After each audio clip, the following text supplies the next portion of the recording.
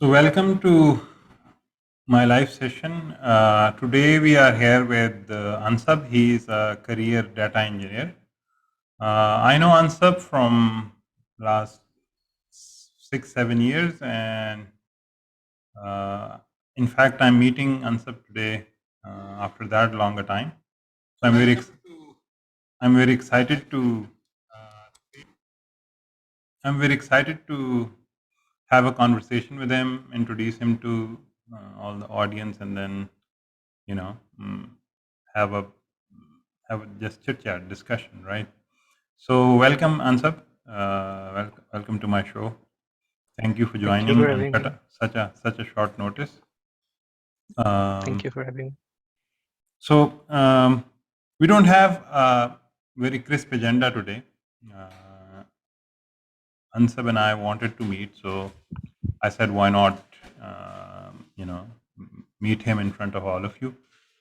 And as I was telling you, he's a career data engineer. So, it would be a good discussion around, his, his experience and how he spends his time during work, and things will evolve. Whatever we we we ask each other, we'll be doing a good discussion, I hope.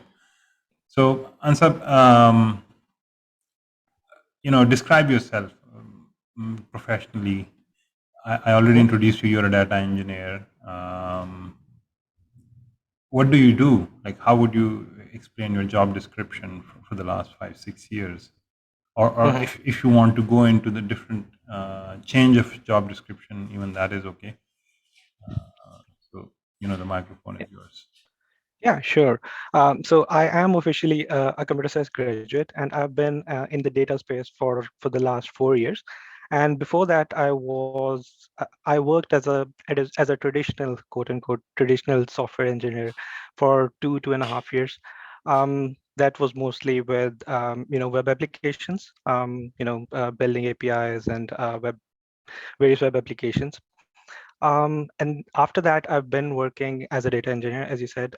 So I have done a lot of different responsibilities in this role. So most of them revolve around building pipelines, and then we have built backend systems for approval of data, or aggregations and very specific use cases for specific projects. And yeah, I'm also an AWS Cloud certified practitioner. Yeah, I think that's a good start. So Right. Yeah. So, thank you for the introduction. And apart from calling yourself a data engineer, if we don't use that term data engineer, mhm, um, for somebody who don't, let's say, for somebody who don't know about what a data engineer is, but they do know about software and data and databases, how would you explain your mhm. your skill set? What value do you bring to a company that has data? Right, right. That's a good question, and I think this is a role that's often been overlooked in the industry. So we are actually the people working in the background, which you don't hear about much. But essentially, what we do is we play around with data, take it from different sources, move it to different sources, clean it, in some cases aggregate it, transform it, and then replicate it. A lot of different responsibilities. These are all controlled um, by companies which have dedicated team of data engineers, or this role often overlaps with a lot of different overall roles in even in data space, and also in the data in the software engineering space. So these are the most common responsibilities that I have done in my 4 years of professional career. Right. If I ask you, what do you do to data? Mhm. And again, a layman question, right? Yeah, What do you do to data, and right. does come out of your work? Okay, so there are two aspects of it, as I see it. So firstly, we have data scattered around different places on the internet, and whenever a company sees that this data could be useful for us, even if it is from their own products or from public data sets or any other data sets. So we acquire that data. So we have mechanisms written around that extraction part. So we acquire that data, store it in a place. Let's not go into the technicalities of it, but we store it in a place, and then we see that, let's call it the source data or the bronze tier, right? And then after that, we'll analyze what can we extract out of that data. So let's say if I was a separate company and acquired Google Analytics data, or something along those lines. So I'll see how can this be helpful for my business in order to increase my revenue. And then if I have that criteria, then I'll build systems to extract that meaning out of their data and then represent that in a visual form. So that's one aspect of it, the visualization and getting the insights from that data. And the other one is there have been some cases where we have been responsible for cleaning that data and then putting that into our destination sources, destination places where other teams can benefit from that data, whether it be data science teams or some product is built around that data or something. So these are the two aspects that I have at least worked on in my career. Yeah. So, this is a very valuable contribution to any company that wants to go data Mm, driven, uh, creating data from no data. Of course, data is there in some form or shape, but creating it in a structured format, putting it in one place, and then sharing it with other business units. mm, It's more than half the job done, right? And it's of course very valuable for the eventual business insights and value. So yeah, and the good thing about the side of data life cycle that you are covering is that not all data sets, like coming from data science perspective, not all data sets are useful for predictive insights or predictive models. right, Not all right. data sets will have some statistical pattern in it, but all data sets can be used in some shape or form, in some Yeah. using some dashboard or some analysis, and they do generate value. Mm, So what I would say is that most valuable or most important piece of the pie is what you do, right? uh, Bringing unstructured and variety of sources of data into one structure, and then it's up to the people how they want to consume it, and that consumption is the start of the value yeah. food chain. So Yeah. you provide a structured data, it is ready for query, someone can just query it and aggregate it and see a KPI, or they can Yeah. make a dashboard, or they can make um, you know a, a, a dashboarding tool out of it, or they can make a machine learning data set out of it, or they can provision it to data scientists to look for business decision automation out of that data. So like opportunities are endless after that, but the starting and the enabling task is what you do. That is what I gather from your Hmm. discussion. Yeah. um, all right, so now if we come back to the definition of data engineer, so what are your favorite tools and the stack that makes you a data engineer? Like there's not all data engineers are equal, right? Uh, what type of a data engineer are you?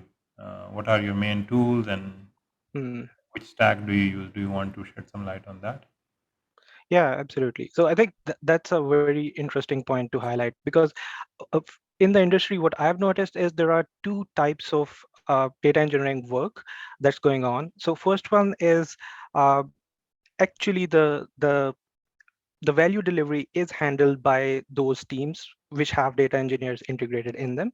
And then another one is, like, let's say there's a company which deals in big data, and then they do the projects for other companies or other clients. It's just an analogy. So the data engineering team will only be responsible for, let's say, requirements come in that this is where the unstructured data might be, and then these are all the different sources, and then we want this data cleaned up and then in this destination.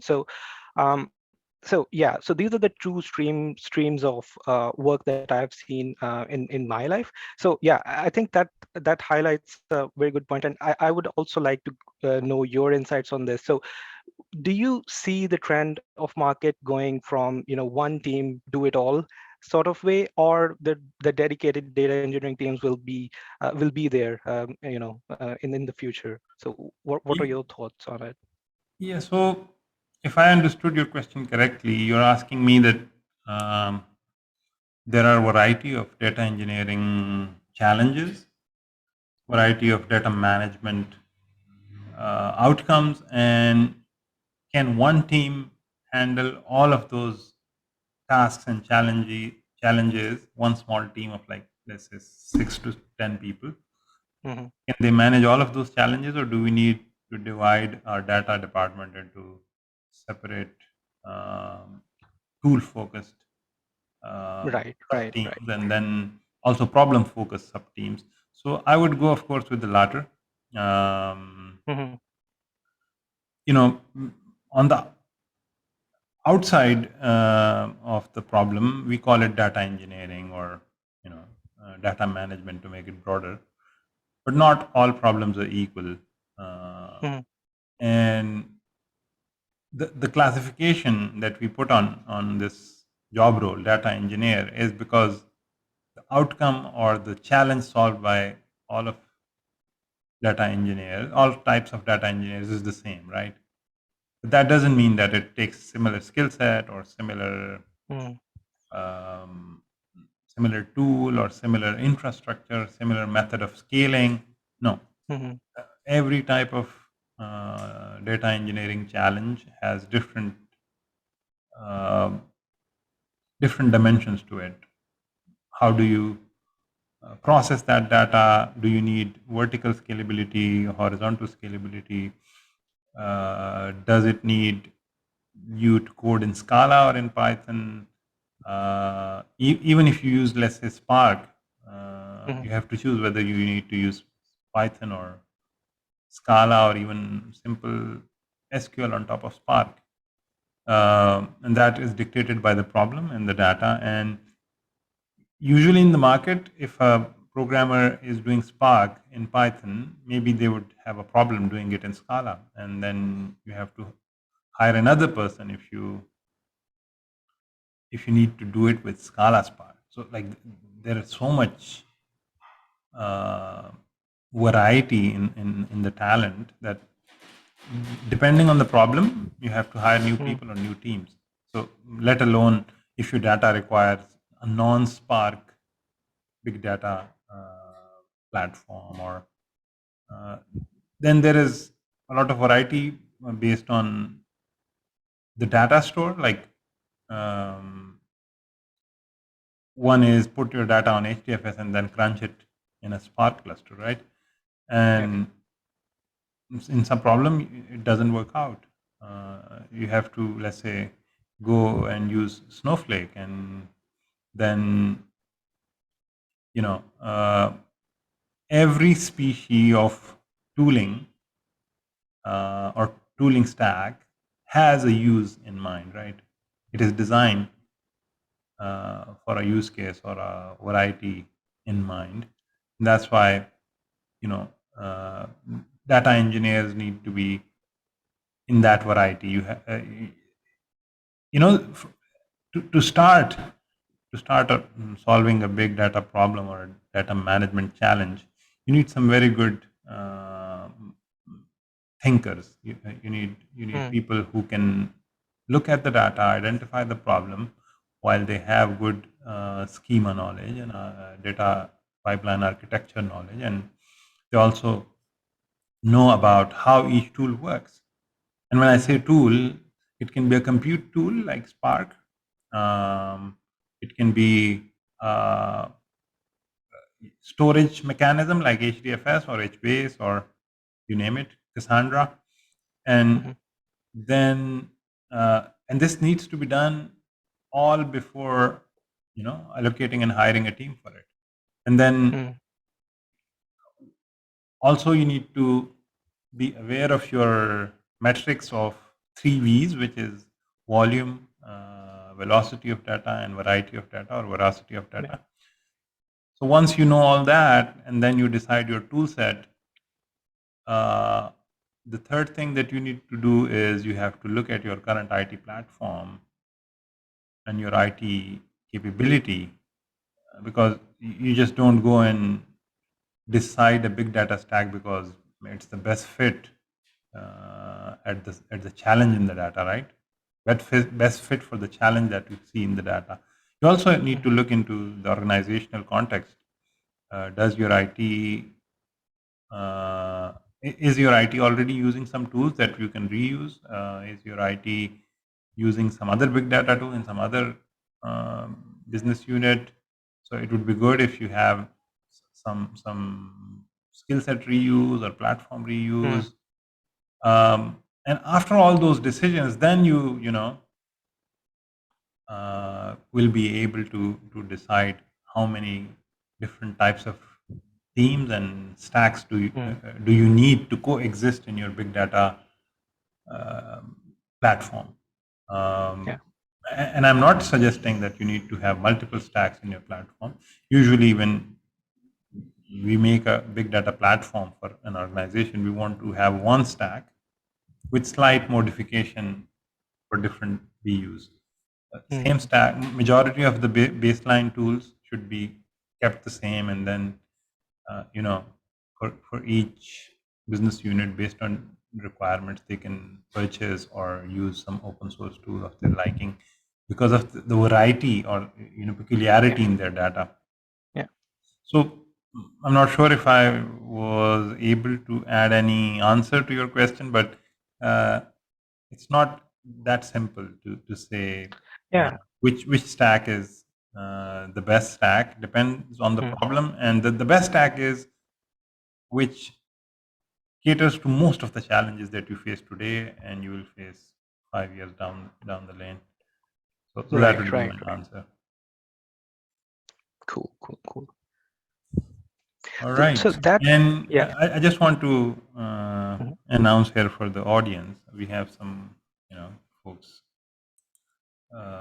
watching us. I want to welcome them, and I also would appreciate if they comment and let us know their thoughts, or they want to ask you any questions so that you can answer it. And anything, just comment, and then you will be able to affect our direction in this talk. And if anybody is interested to join, and we find some time, we can even let you join to ask questions. So do let me know in private message if you want to join. I don't promise, but if I find some time in the end, I'll let you join and talk to Ansab. Let you talk to Ansab.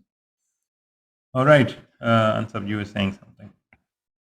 Yeah. So I wanted your insight on one more thing. So in the industry, usually big companies have dedicated data engineering and big data teams, but it's not the case for small companies. So usually what I've noticed is software engineers are doing some of the ETL processes as well. So what are your thoughts on this? So will they in the future be needing data engineering dedicated teams, or how will the industry shape? Obviously, the data is not a big problem for small companies at the moment, but if we see the projection in 5-10 years, this problem will be affecting a lot of the businesses that are classified under SMEs right now. So just wanted your opinion. Where do you see the field heading and the roles heading from this space? Right. So are you asking about people working in bigger organization, and then if bigger organizations should have dedicated data engineers, or they can use software engineers, or are you asking about normal size or startups? Smaller companies, yeah. Yes. So what I've heard from my colleagues and community friends, the best practice that they have seen as a managing the team, they have found that software engineers turned data engineers are most, I would say, cost effective, if Mhm. not most technically savvy. If you hire a Python engineer and train them for data engineering, or a data engineer that knows Python very well in a small startup, if that startup is specifically data intensive startup, startups that use data to add value, right? Initially, they'll be useful because they know Python and they know how to crunch data and come up with useful data sets. And then to some extent, they would know dashboarding or some data science insights. Multiple skill exist along with data engineering skill in resources. But when the data set is done with, and then you want to productionize your app, that is data app, then you would not be able to use those data engineers in the final shape of the product. The final product is not only data, right? You need Node.js developer, you need knowledge of front end and back end, and how the dashboard should look like, and what is the methods for real time utilization of that data for actual Mhm. user value, right? Uh, if you're running a small startup that is making, let's say, a product, and the data engineer is only responsible for data, and the front end developer is responsible for front end, and back end developer for back end, there will be, and you're short of funding, like you don't have a Exactly. lot of cash to burn. I Mhm. would suggest just hire smart software engineers that know your back end and front end stack, Mhm. or some front end people and most back end people that are smart enough in their data structures and their third generation languages like C++ and Java, and then they would be agile enough to do the data engineering for you, Yeah. bring all the data set in one place and come up with the structure and schema of the data Mhm. that you want to Mhm. use in your product. And they would be at the same time ready and savvy of your backend technology like Yeah. Node.js, and they would not shy away from converting that data into a software vision, into a vision, or into a product that actually delivers value. And Mhm. those are the people that would be able to go back and correct the data, because Right. Right. because Yeah. having seen the problems of serving a data set will give them capability to go back and do a good data engineering in the second iteration. Um, and it also is cheap, because if you hire a data engineer and you initially do the data research and collect the data and massage the data and create a good data set, and then you want to build a Node.js app around it, at that time, what would you do with your data engineers? Mostly, you would run out Yeah. of backlog for the data engineers, and um, you know, uh, while if you hire Node.js people that are good in Java and good in Python, Mhm. or ready to learn Python, they can go and become data engineers today, and tomorrow they can develop your app based on their software engineering experience that they have. Mhm. But it also depends on the type of people. Like some software engineers are very tool bound, and they're only there in the job because they know, let's say, Angular Yeah. JS or React JS, and they don't want to move a lot. They just want to reuse that tool's knowledge. So, of course, in that case, you need to hire data engineers. They cannot they cannot wear the two hats at the same time. Startups need Yeah. some real, you know, um, all rounders Yeah. to do success in a cost effective way. Um, it depends on what type of software engineers you're talking about. you know, not all software engineers are equal.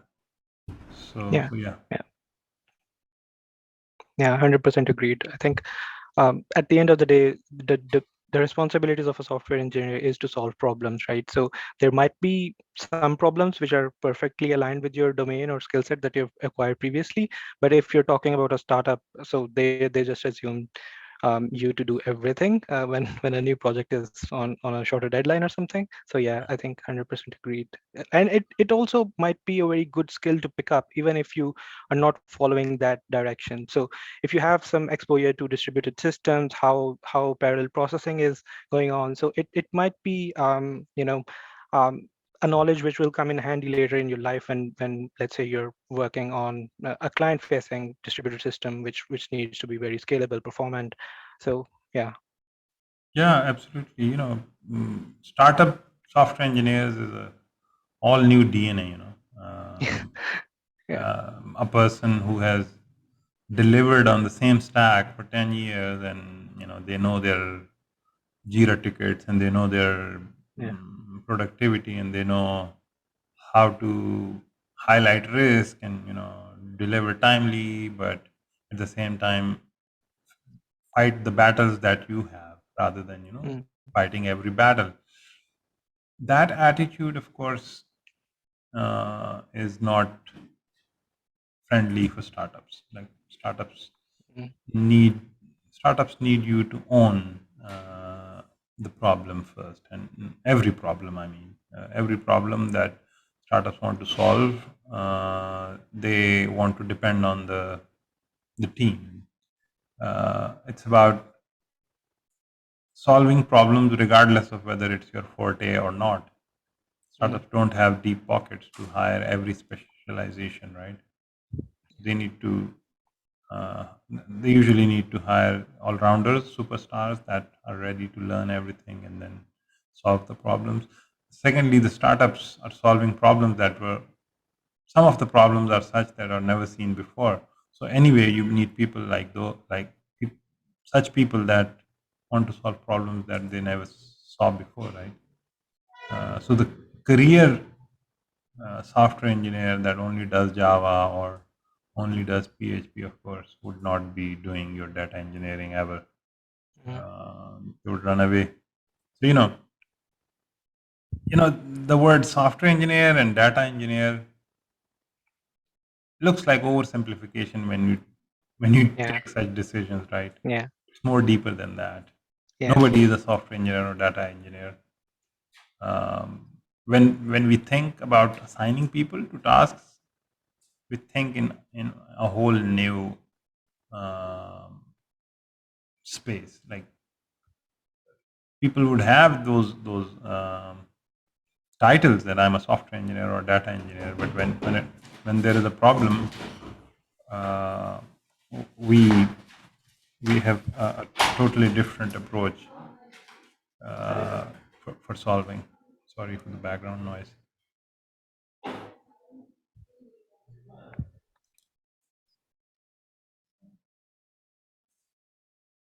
All right, we are not hearing from our viewers.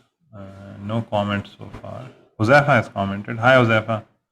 Thanks for your comment. I'm glad that it is insightful. Um, Let me check. Who else do we have? Uh, so we had 4 people watching. Now we have 2. Um, Out of 2, 1 is me. Ansab, are you also? Have you also joined as a viewer? I don't want. um I don't want to count I you and me, right? I I'm. don't think so. Yeah. Yeah. So it's one is me and another somebody is watching us. Good. Now we have Okay. three viewers, and viewers you can comment. Just for those who had just joined, I was talking to Ansab. He's a data engineer, and I was trying to learn about his career tool set that he has been using, problems that he has been solving, and then discussion was like a back and forth between him and me. around, how do we assign people on projects, and can a software engineer become a data engineer? So if you have just joined, we were just asking questions each other. We were asking each other questions and answering them around how we can use software engineering or data engineering skill set to solve problems, and what kind of platforms are we seeing to be more popular. Uh, what else, Ansab? How do we move on from here? So I have one more question, which is perfectly aligned with your domain and expertise. So Mhm. we as a data engineer serve a lot of clients or client teams.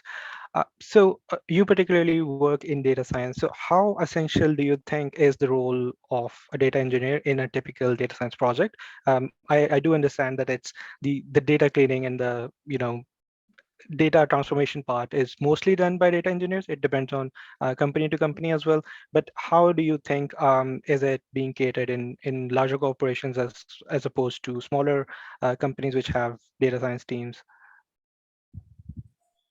Yeah, so I'll think out loud while answering this question. Mhm, There are so many ways to answer this question. So, in larger corporations, they have they, they are pretty much deeper into the journey. Like they have a data mhm, strategy, they have mhm, multiple data lakes or data schemas mhm, in place already. Majority of the data-driven decision can take leverage of those, can leverage those data lakes or data warehouses that they have. And then business is already breathing off of that data that they have in mhm, very good shape, right? And the data engineer becomes crucial in those scenarios because data is, as I was saying, it's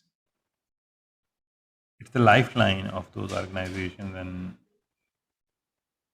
d- every business every business unit is consuming data from the data lake for their everyday decisions. And if that supply of data stops from the from the source side, then the data engineer is in trouble. So data engineer is like a ventilator for, if I may use this term, uh, for the decisioning of uh, a large organization's business unit. Data engineer mhm, does their job right, day in, day out, and the data supply is alive. Data pipelines are not crashing. New data is emerging, because of which you need to redo your ETLs and keep the data lake in the same shape as it was a month ago. Sources are coming from internal and external uh, data sources, and if source data has some formatting issues or changes or velocity or variety issues, data engineer is there to make the experience on the consumption end the same. Like things will change from mhm. source and Yeah, from backend, but it doesn't need to change right. on the consumption end. Business need to see same data or even better data. Mhm, mhm, Eh, That is the story of the larger organization. So it is very crucial. Now, um, smaller organizations. So if the question is that where the data engineering is going with the smaller organizations, uh, small enterprise is not able to go so much data driven, right? mhm, Everybody is in the journey of going data driven, but small organization is not bound to go data driven as much as the large organizations. Why am I saying that? It's because of many reasons. The data sources that smaller organizations have access to, it's usually, it doesn't have a lot of information. It's noisy. It has a lot of human generated noise. Data is expensive. External data is expensive, so they don't have access to that data. uh, the realization of going data driven is not very mature in small organizations. So, like, executive buy-in is scarce. Availability, as I was saying, availability of good data sources is non-existent. The all of that, and then you don't have a lot of funding for making good data sources or data lakes. That combine to make it not the best place for advanced data driven decisioning. Yeah. Right? But does that make a data engineer useless for small organizations? So the answer is no, because despite all those issues, small organization still is using data for things other than transactions, and small organizations still need to survive in the data driven world. They might not need the top data science talent today. They might not need the deep learning and machine learning engineers today, because they don't have good enough data to do all that insightful work. But they need data in a good structured format for making normal KPIs and dashboards, and for that they do need data engineers. Yeah. Because regardless of how weak their data muscle is, small organizations have jumped into the cheaper data sources play. Like, they almost all of them use Google Analytics data. Almost all of them try to use Twitter and sentiment data. So the data sources that they have is not as traditional as simple SQL tables, right, and Excel Yeah. sheets. So they do need, like, some organization would not need a data scientist. Another smaller organization, maybe they would not need people that make good self-service dashboards. But data engineer, majority of them would need, because that is the start of the journey. Yeah. Every small organization, medium-sized enterprise, small enterprise, let's call it medium enterprise. So medium enterprise is in their data journey, and data journey doesn't start without good data engineers. Once they have data, then they would change their simple dashboard to a self-service dashboarding platform, and then they will add a data lake and employ multiple dashboarding platforms, and then come up with decision solutions on top of the data lake, and then predictive insights and high-end data science-based decisioning. So the journey upwards is in front of them, but I would say data engineering role is everywhere, and it's going to be everywhere, even if the company cannot use ML or predictive science for their decisions. They still need data engineers to utilize data, because data-driven business model is the way to survive today. Yeah. Agreed. And to be data driven, you need data, and for data, you need the first recipe that you need is data engineer. So I would say it's the most secure and the most needed role. Data science might be attractive and fancy job, but organizations are going to depend more on data engineers, because insights can be mined by data scientists, let's say once a month or once a quarter, that do wonders. But the insights and dashboards that we have already developed, who will feed into those? That is data engineers. So, it will never go out of fashion, in my opinion. Right. Agreed. So let me check how many people are watching us. So I think nobody is watching us. Or my screen is not moving. Let me try.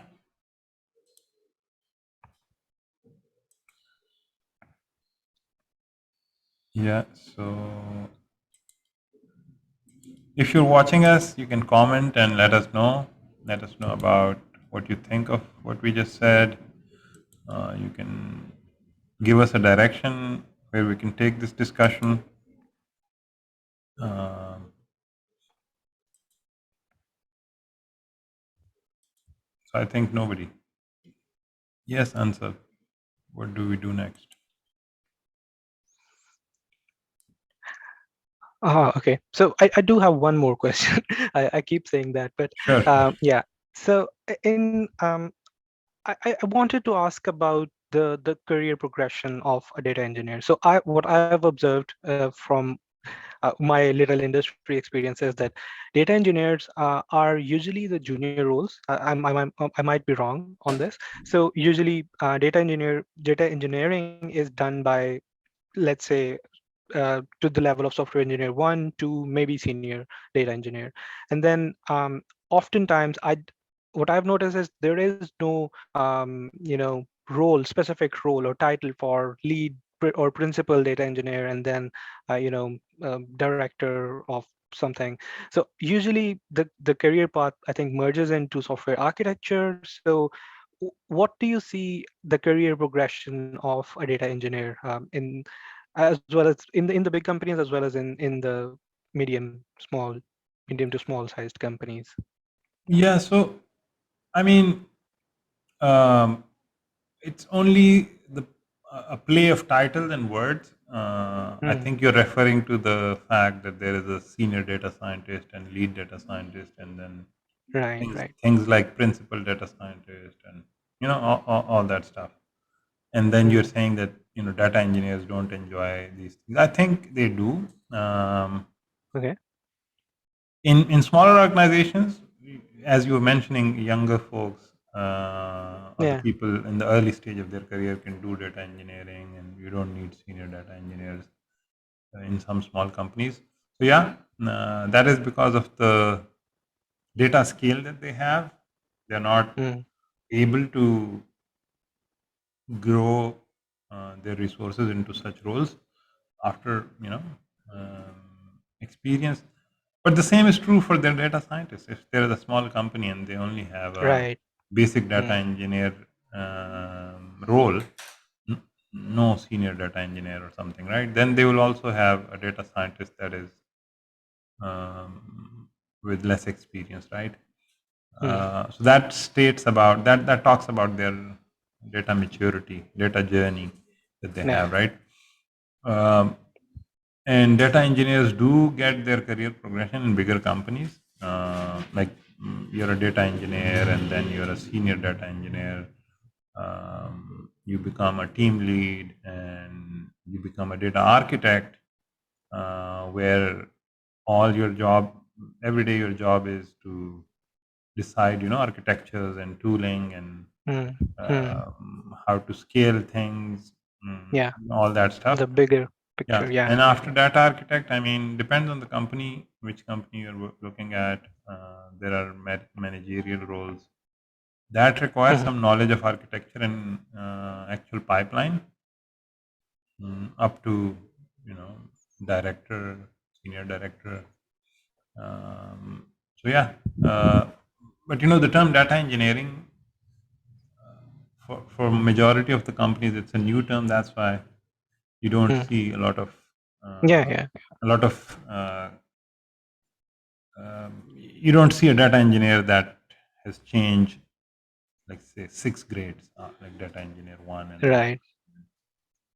because Yeah. this Exactly. Right. term started like some years ago, right? So it will take some time, Yeah. and then you will know what kind of a career progression is the norm for a data Hmm. engineer. Yeah. Exactly. Exactly. And I've also noticed that if you search for data engineer in a job portal, so lots of listings will come up. But if you search for ETL, that's not exactly the title.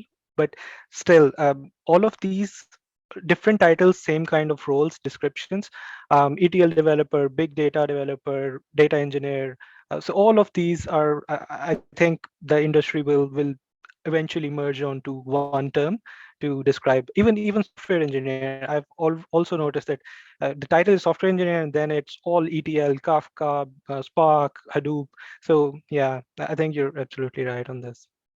Yeah, they know that people don't care about the titles. They Yeah. they care about the actual job description, and Hmm. you Yeah. know that's why mm, companies choose titles, because sometimes they want to manage expectations of the candidate. Sometimes they want their job ad to look good. You know, Hmm. um, all decisions of job posts are not equal, right? Some people have Yeah. decided for a job post to be an ETL developer job post. Some people have decided it to be a data engineering post. So there is a variety of thought process that is going on behind those. So Hmm. we can discuss case to case, but what title people Yeah. use for what task, it's Hmm. pretty random. Agreed. Agreed. Agreed. Yeah.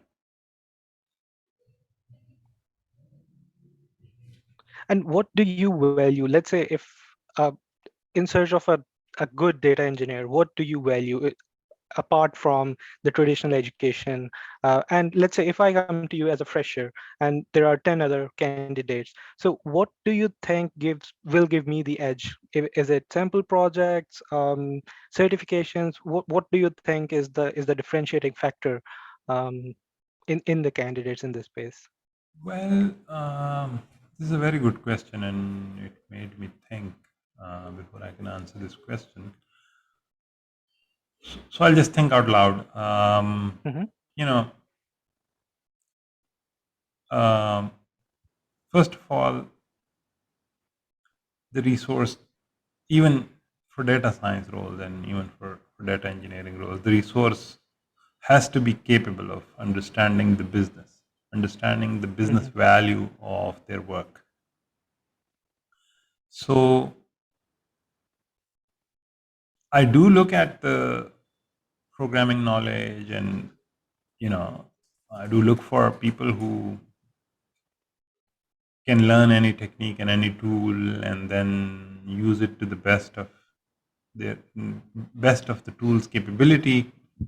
But if that resource is only a programmer and only a person who cares about computer programs and you know technology, and they don't care about the process, they don't want to learn where this data is going to go next and which department generates this data and what is the source of the errors, how bad is each error in the data going to cost, in terms of losses or in terms of bad decisions. Um, all that detail should be important for that person, and also she should be capable enough to think like a stakeholder. Business stakeholders have seen that data in most cases, and they've generated that data, or they have purchased that data. And if the data engineer that I'm hiring is not interested in the source of that data, or the destination of that data, how this is going to be consumed and what value it is going to add, then that's a no-no. Regardless of how smart Yeah. that person is, if they don't care um, about understanding the business or empathy with the business, Yeah. you know, Got it. a lot of technical depth can be used to avoid uh, hard work. Like, you are very technical and you can beat me in an argument that Mhm. we should not use this method or that method because you are technically sound. You can avoid the hard work because you can do good argument technically, right? Yeah. Uh, that is sometimes the case. Like, I'm not saying I've seen that always. The people who Mhm. don't have business inclination, or they don't care about the business, or they don't know about the business, they can do horrible decisions that will impact the business decision eventually. Their decision will be technical, but that will impact the decision of the business. And I don't want to go to specific stories that happened with me, but I have seen people who are technically very good. They're they have a very clear mind about technology and the solutions and the architectures that they have seen. But just because they're not interested in the business utilization of those technologies, they somehow render the project incapacitated as long as their role is concerned. So that is the key trait for me to choose people. If I can explain the problem in a very short description to a person and they understand the problem and they know what is their actionable item now, technically, Mhm. I know, yeah, they do take interest in the business problem and they like uncertainty that the business is throwing at them and they want to solve that uncertainty, come out of the uncertainty and come up with a good deliverable. Those are the Right. people that I would like to work with, whether that is a data engineer or a data scientist. And the tools, of course, are mandatory. If they're not good in Python or they don't want to know about the data structures that are used for storing or manipulating that data, that is second thing. Now, if you want me to talk further about the technical skills of a data engineer, so the ideal data engineer for me, although I don't work a lot with data engineers, only 50% of the work that we do is data engineering, the rest is data science, right? Mhm. Mhm. So I don't work with core data engineering teams Right. in my engagements, but for a data engineer to be the most ideal uh, person to gain my trust or to get my best recommendation, they have to be interested in the data structures, and I mean theoretical academic data structures. They need to be interested in the underlying architecture of the tools that they are using. Right. Like first is the knowledge of data structures and storage systems, and then knowledge of specific tools. Like people using Cassandra should know about how Cassandra stores on the hard disk, Yeah. how Cassandra's queries are run, are there any indexes, what is the read speed and write speed, and why is the write speed higher? What different did Cassandra folks do to make the write speed higher? Yeah. And why people prefer high write speed databases and why people prefer high reading speed databases, Right. uh, Right. why people go for columnar databases, what is a database schema, why can we why should we use star schema for the problems that people use star schema from. And if I give you an assignment of designing another something like star schema for a new problem, would you what would be your attempt like? Like, do you want to Yeah. challenge the structure of star schema, or you just want to be a follower of Mm. mainstream technology and just use it? Because Yeah. not everybody used star schema 30 years ago, right? Today people are using star schema, and then there people are talking about schema free or schema on read. What does that discussion entail? And so there are two types of data engineers. There are many types, but two types that I want to highlight here. One is those who know the tool and can do data engineering pipelines, can write script that process data. And the other type is who know about all this evolution of data engineering tools. Like Right. we had file systems, and then file systems were redundantly, like the story that I'm looking for in their heads should be like this, that they should know that we had file systems, and file systems were redundantly storing data, which had data integrity issues and storage issues and single version of truth issues. Then we designed entity relationship model, which is a relational database. And what problems did it solve? What are the normal forms, and what are the benefits of those normal forms, and what are the drawbacks of the normal forms? And if we relax a certain normal form while making another database in, let's say, C++ or Java, we are writing our own database, and we can relax a certain normal form, what would be the outcome in terms of storage complexity, in terms of data integrity, in terms of ACID transactions? And after that, they need to have this story in their head that, okay, now you want to move beyond SQL or beyond entity relationship database systems. What is the role of in-memory sorting in a database, and how can you improve it? Which SQL queries use sorting in their internal, algorithm?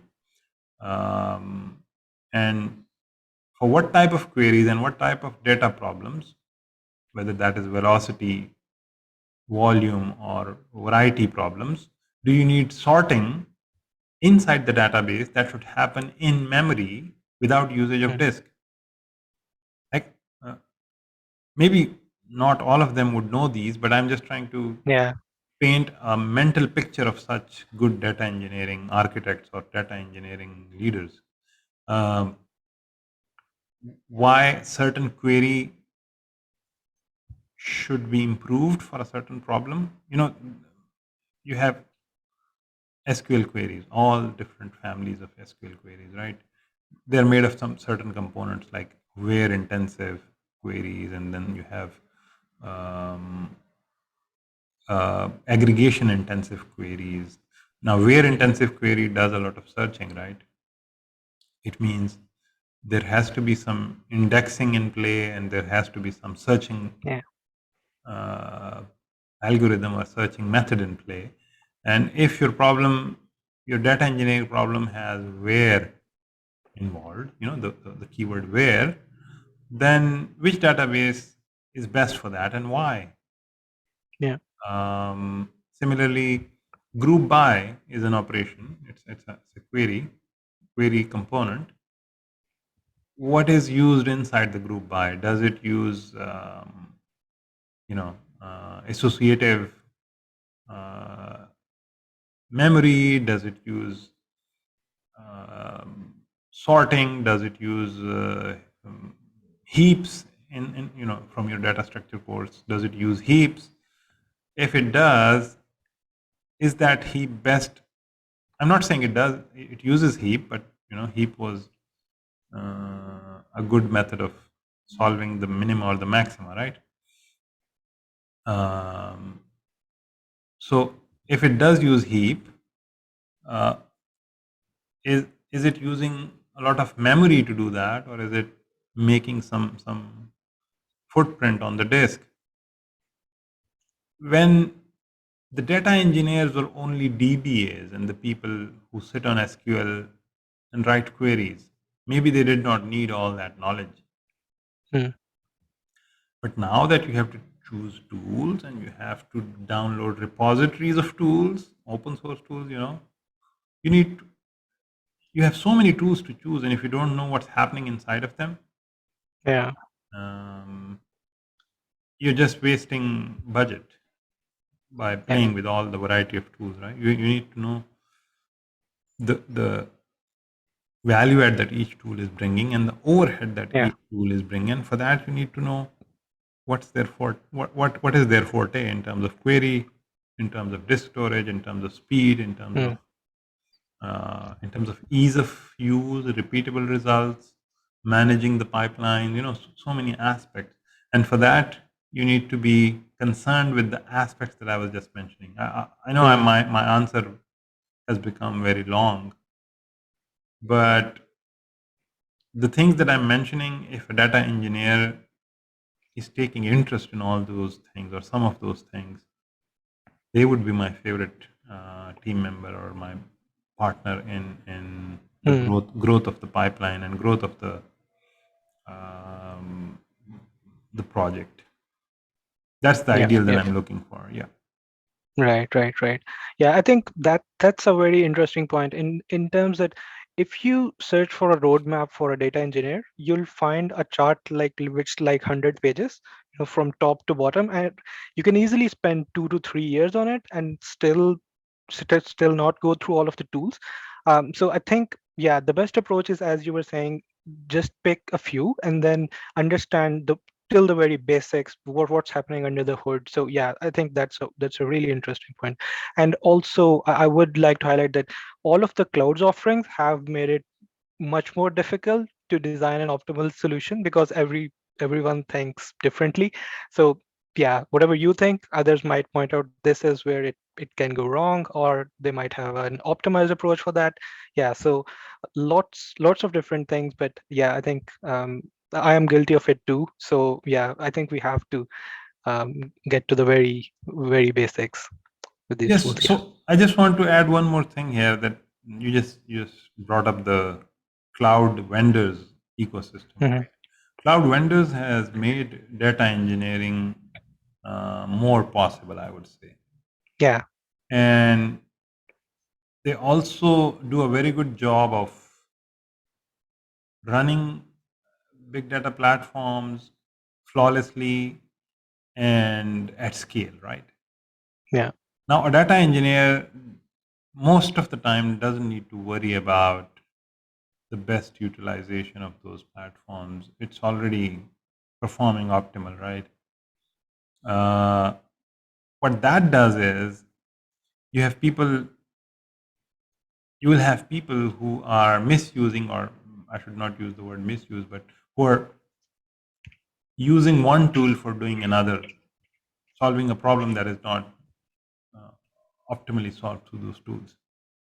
Uh, for example, uh, a tool that uh, should be used for caching, people will be using it for long-term storage because in cloud you can have as much memory as you like. Yeah. Theoretically Yeah. speaking, of course, there are limits, but now if you can scale, maybe you will just casually get a caching database and try to use it as storage. I'm just trying to give you an easy example for everybody to consume. So in cloud, you can use any technology to do something else because Yeah. Right. it won't choke, it won't stop scaling, it won't say no, and majority of the time you would be able to pull off tricks that were not possible or Yeah. that should not be pulled off, but you would be able to do that. Yeah. Yeah. That's highly applicable to a lot of use cases that I've seen. Yeah.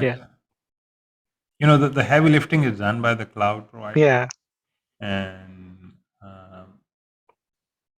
you, you get, there are so many lessons learned that were there in the open source big data that you miss when you're doing cloud based big data. Mm, But again, from cost perspective, from project success perspective, I still would use cloud big data yeah. because eventually it's all about the ROI, right? So the project budgets are not there for us to learn technology, right? It's about solving problems cost effectively in Mm, the cloud based um, pay as you go paradigm, yeah. and that's the future. And you would see that data engineering and every other fancy data related job would become more and more traditional job because of standing on the shoulders of giants, if I may say Yeah. that. Right. Right? Yeah. The cloud vendor will give us opportunity to be anything that we want to become because they have the best DevOps and the best scaling and also cheaper scaling, cost effective scaling. Yeah. So in a way, that's a good thing. Uh, Big data tools would not be as scary as they were supposed to be when the Hmm. open source big data was booming, right? Yeah. Uh, People will be able to make big data teams even if their scale is small. So I really like seeing big data making things more and more possible. Um, and I also suggest to people that if cloud is making things easier in data professions, embrace it rather than looking down on Hmm. people. Hey, you're just running a cloud script. That's not a good Yeah. approach. If they're running just a cloud script and cloud service and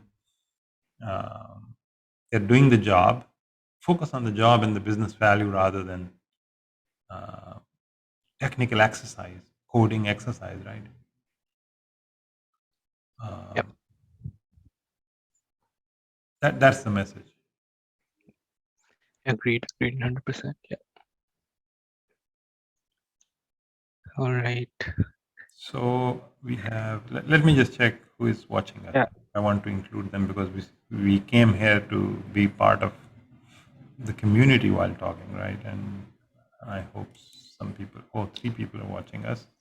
One of those is me myself, and I think 2 other people are watching. So those who are watching, I would appreciate if you comment, show us your thoughts on what we're saying, and uh, you can give us some direction on what next we should talk about. Uh, Thank you for being there. Yes, Ansab. What else do we talk about? I think we can spend 10 more minutes and then conclude. Yeah. If that's okay. Yeah. Yeah. What else? Okay. So we've touched cloud. We've touched the career trends, responsibilities. So what else?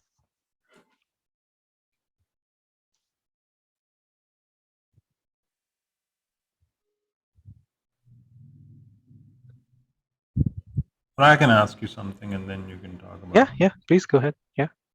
Yeah. So you've been working for 4 years now? Yeah. Yeah. Right. And you have touched upon how you were a pure software engineering based in a pure software engineering role and then data engineering role. Um, where do you see yourself progressing? Like, mm, how much of your coding appetite is there? For how many more years do you want to code? And after that, do you want to be an architect, a project manager, or a director, or do you want to move towards business? Like, what Hmm. are the 3 options? Which option of the 3 looks more appealing to you 5 years down the lane for yourself? Yeah. Okay. Yeah. So I always thought myself of as a nerd. So my ideals are people who have really long hair and then are just coding nonstop from like in the movies or something. So I would you know um, choose the direction of excelling in my technical field, whether it be coding and building optimized systems, whether it's the architecture level. I think that's eventually all of these fields will merge into. And then people management, I'm not a big fan of, and I'm not good at it either. So yeah, I think that's the goal for now. And yeah, I think the learning should be nonstop. That's my belief. There are a lot of things coming up each and every day. So yeah, in an ideal world, we should be keeping up with them, but it's almost not possible in real world. So yeah, I would love to learn a lot of different things. Yeah, that's what I'm striving towards. Um, Right, yeah, and yeah. right. So, um, Let me just get that. Sorry.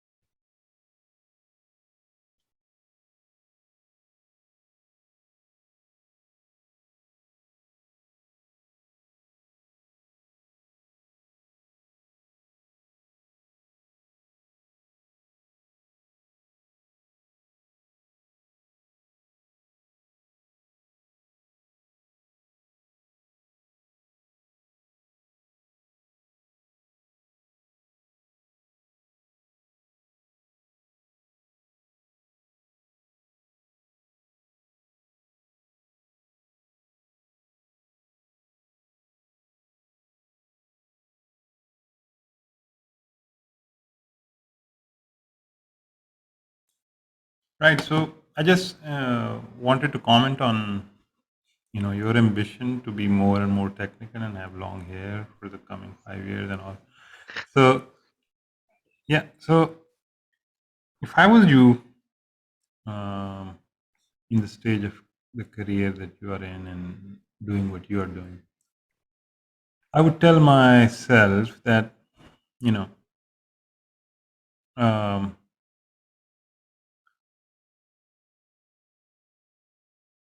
whatever you do should impact lives, and it should impact processes. And for that impact, there is a need for people that have seen the technical side of the story in the, let's say, data engineering in your case, and then there is a side where, let's say, if I gather 10 people like you who will give them tasks, who will translate the project requirement to them, and how would these people fit into a bigger picture, somebody has to choose not to code anymore and you know make the 10 people like you, which is of course a very important role, and um, you can decide to be all your life programmer, type of a progression if you like, but there is a person required and there are people required that can manage 10 people like you and make the project productive and bring results. And then there are other people that need to sit on top of those people, that need to come up with the use case and come up with the business feasibility and bring advocacy to the table for funding such use cases, because all that work is paid for, right? Somebody is paying for that Yeah, work. yeah, And if we ignore that source of enablement, which is payments, which is strategy, which is ROI, which is project management, then you know we're sitting at the bottom of the food chain. And I'm not talking about the money food chain, I'm talking about the mm, contribution food chain. If you want to contribute more, maybe after some time, if I was you, I would learn the things one layer above and then contribute. And nobody that has not done good data engineering can become a data engineering architect. And we need those yeah, people. And then people that manage multiple data architects, those are even more scarce, right? Who will you know who will come for that role then if we don't change roles and don't change nature of jobs? And eventually I ask about business or entrepreneurship. If people are not thinking about use cases and problems to solve, who will give us a chance to do data engineering, right? Yeah. Yeah. or That's right. identify data sets that can solve a certain problem. So I think there is a time, for most of us, there is a time when we realize that in order to make more impact, we need to change roles, change the type of work, change the job description, and then the organizations see that, and then they give us change of role and change of job description. So Mm. we should at least, be open to that and um welcome the opportunities given if that happens, right? Yeah. Yeah. Yeah. Because it will data, for every 10 data engineers or every 6 data engineers, you need people in a different job role, right? And then for every 5 of them, you need somebody else in another role, Mm. right? So Right. Yeah. we have to feed the hierarchy. We can't just um, create flocks of Yeah. similar people, right? Similar skill set and similar thought process. So that is what I've learned and what I've seen, and I personally am a big fan of that, and I follow it and uh, try to follow it in every spirit, in all the spirit. Um, and the things that they show in movies, we don't see the other sides of it. Um, One person becoming the top software engineer, like look at the example of technical co-founders and CEOs that were developing, and now they are only doing roles of CEOs. Why are they doing that? Don't they like coding anymore? Mm. They do, but they know the product best, and they know the journey best, and they know the vision Right. best, and that's why they stopped coding and you know started wearing those hats. Yeah. So there is a right time when you need to change your job description, and it happens for everyone. Most of us, I mean, not everyone, but most of us do see that. But there are also people that live in a software engineer role or a data engineer role Yeah. while they're 60 years of age and near retirement. So that is also one route, and you're more than welcome to take that route. No, no, that's a very interesting point. Yeah. Yeah, and you see uh, s- plain software engineers in the age of you know mm, retirement, and they don't want to change anything. They just want to do Yeah. software engineering. They like it, and that's how they end their career, and that's totally fine. Mm. Mm. Yeah. Yeah. Yeah. Yeah, so I think we have reached that mark where I was planning to end the session. It was a very interesting session. I was not expecting it to go this well.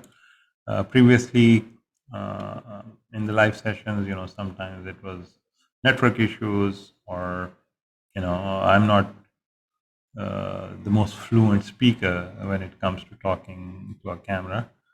So I thank Ansab to join today, and we did a very, I think, fruitful discussion, very sometimes deep conversations. Mm, my answers and my arguments were very long. I'm not sure how you would like it, but I wanted to put my heart out in front of all of you. And Ansab was No, very patient in listening. So thank you for that. Yes, Ansab. no, these are very, very insightful for me, at least. Yeah. So a lot of, I also respect, not to butter you up, but I respect leaders which are working technically where you aspire to be.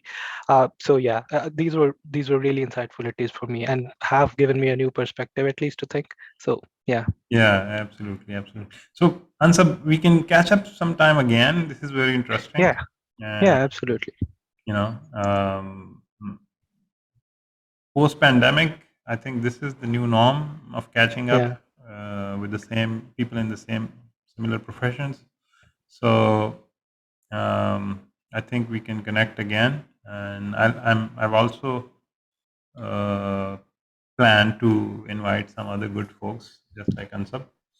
And you can also, the people watching, they can also post suggestions in the comments around who we should talk to in this live weekend live sessions. And this video, the live video, will also be available on my YouTube channel. My YouTube channel is Tariq's Diary. I'll post the link in the comments. So if you want to watch this video later, you can also go to my YouTube, and you can also like and subscribe if you are getting any value from this live video. Thank you for watching, everyone who has been watching in the last 1 hour.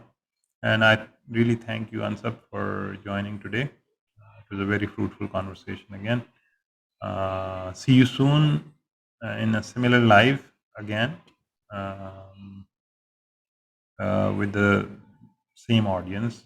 I hope by that time we have grown the audience, more awareness that we will have, and I hope many people will join and get more comments and more participation from the audience.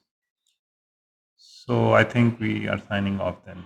Do you want to say anything, Ansab, before we conclude the live session?